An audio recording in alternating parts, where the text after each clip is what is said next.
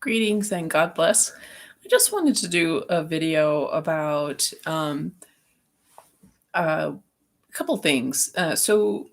When you have a health condition, so you're going to the doctor or the ENT or whomever to get their or their diagnosis and their suggestions. And a lot of the times, like I was on a video, just a little live stream a while ago, and somebody was talking about how people have parasite infections, and I was saying that doctors don't acknowledge parasite infections, and we speculated that it's because it makes them money. And if you look at Alzheimer's, diabetes, heart disease, the big cancer, the big lucrative diseases, autism, um, you can find parasites, pathogens, uh, you know, and toxic exposures and EMF exposures, electromagnetic frequency exposures, those being major factors, mold in these chronic lucrative diseases. And I would say these, I mean, it's, if you have a parasite infection, like I think, so I remember when I was a little kid, maybe 4 years old, 5 years old, my sinuses were always bothering me, and there'd be these, like, I thought it was mucus. I thought, the kind of unpleasant term is called a booger. So all my life I thought these worm-like things, I thought it was just that's what mucus looked like. Okay, until like maybe a year ago, and because I have had just streaming nostrils, just constantly, just runny nose all the time. I went to the ENT, and it was so hard to even get into the EMT, and they were like, "Oh, you're fine." And I've been in the Lyme community for 4 years or something, and I kept on hearing about strongyloides. Strongyloides. That's a really tough one that people have, and so I was like, I don't know, I was just happening to look at it, and the strongyloides. Of course, there's different phases of this creature, but it looked a lot like what I thought was just mucus. And it's just really upsetting because I have had these worms, and I even told the EMT I saw, who made me do a CT scan, and I think we did an MRI, and they did find something. He was like, "Yeah, we'll just do an operation, turn your face inside out, and I'll." He didn't even tell me what he would do, why he was gonna turn my face inside out, and I think it's because I had a parasite infection, but he wouldn't tell me, because these evil providers, and and the thing is, so it's like all my life I've been denied. Like I saw some type of I don't know if she was like a physical therapist or respiratory therapist, and she was just telling me that I need to use a neti pot, and I need to hydrate, and I need to avoid clearing my throat.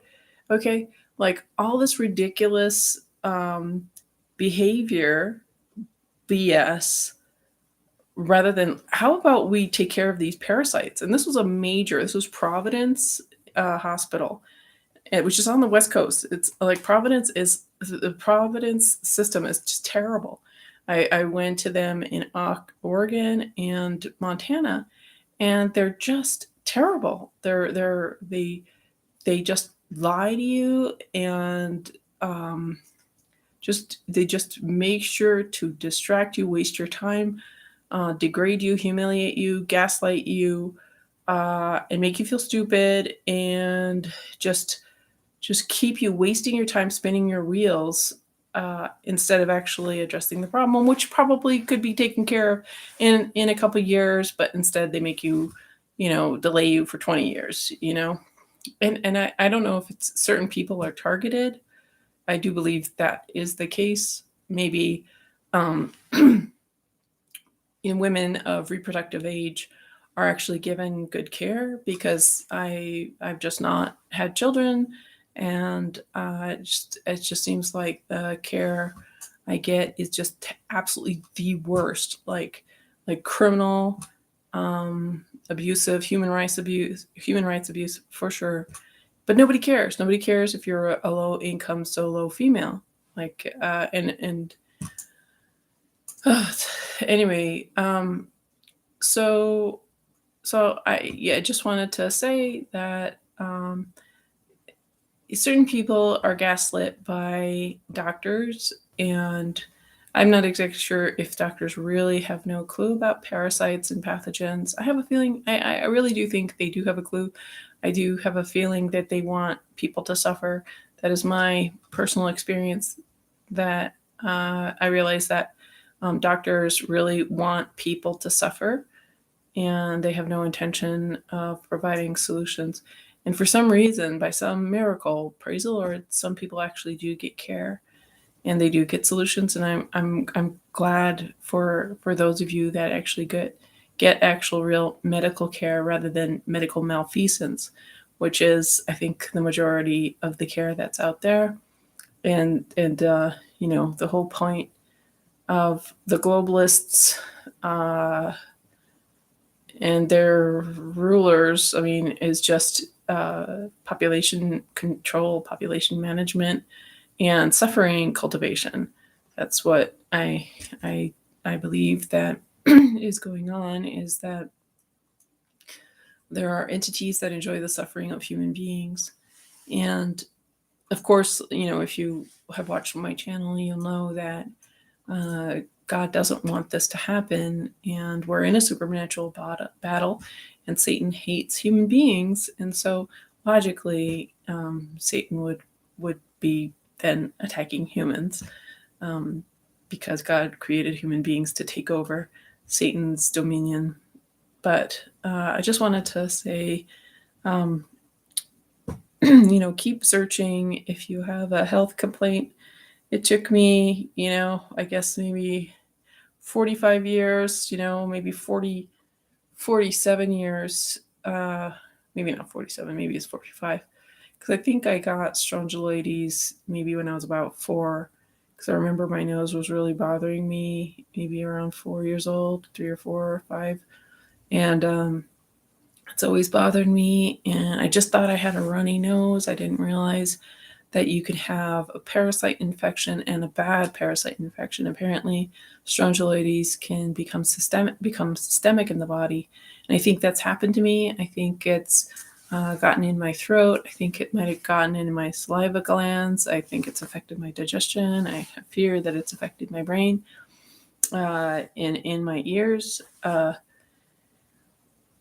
And the thing is, when you have a chronic infection, chronic parasite infection, because I've had Lyme and tularemia, and so when you have these chronic infections, it affects your energy, it affects your ability to think clearly, memorize things, it affects your ability to relate to people, and it affects your ability to relate to difficult people. And if you're not independently wealthy, like you really have, you don't have much. And so it's just very difficult. It's very painful. And so when you have these chronic infections and you lack money, like people, I don't know if this is always the case, but it seems like the world has become more kind of egotistical or conceited, or they want everybody to look rich. It doesn't seem like it's like let's interact with you based on your merits and your character. It seems like it's about how fancy you are, and I don't know if it's because of my age group right now, or I mean, when I was younger, in my 20s or whatever, it wasn't. I mean, yeah, having a cool hairstyle or whatever, that was cool. But people cared about, if you're a nice person, like that was my understanding. And it just seems like people are more like snobbish. But I don't know if it's, again, my age, and that being a factor, or I think like society has changed and it's become more competitive and more like keeping up with the Joneses rather than, having integrity and being a good person. I think our culture has changed. And also, it could be a factor that I've moved from major cities. Like when I was younger, I was in New York City or San Francisco or Portland. And the past, maybe 10 years, a little less than 10 years, I've been in the Central America, like central states, I guess, the center of America. And it's more provincial. It's more like there's three generations of people that have lived in the same location. So when you have a legacy, your great grandparents and your grandparents and your parents have lived in the same spot, and you inherited their house and their other house and blah, blah, blah. There's a lot more wealth there than when you're in a major city and somebody relocated from Timbuktu to New York or San Francisco. People just are starting from scratch. So it's more of equal thing there. And people aren't quite so jealous or something, like they or just so just want to know how much money you have. And that's definitely something that I encountered here. Like when you're in New York or San Francisco or Portland, people aren't really, the first question they ask is like, how much money do you make? What do what do you do? What exactly do you do? I mean, I don't know. It's just really strange. And what I don't understand is, like, when you're just meeting somebody, um, like, why do you have to show them the contents of your wallet right that moment? Like, what is the fear? Like, number one, they're not going to have to take care of me. I mean, 5 seconds before I met them, they didn't have to take care of me. And 5 seconds after they realize that I am not rich, they still don't have to do anything. So I don't understand what the just what the deal is. What that conversation is about. Because it's very, it's degrading. Like when people are like, so you don't own a Mercedes and a house here and a summer home there. Um, like, I don't know. Sorry, I got a little sidetracked there. So I just want to say, if you have some type of mysterious ailment and the doctors don't seem to have an answer, and let's say you spend hundreds of dollars on alternative practitioners and they don't have the answers, just try to keep looking. And I understand, I understand that it can be really um, seem hopeless.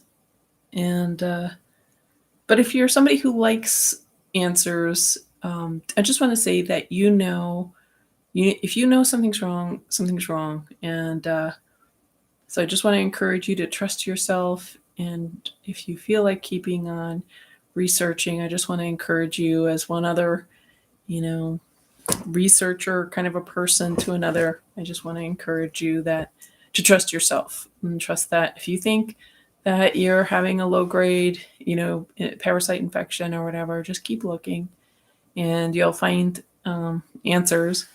And it's hard though, because it's like, after doing it for 13 years or something, like after a time, it seems to get a little tiring.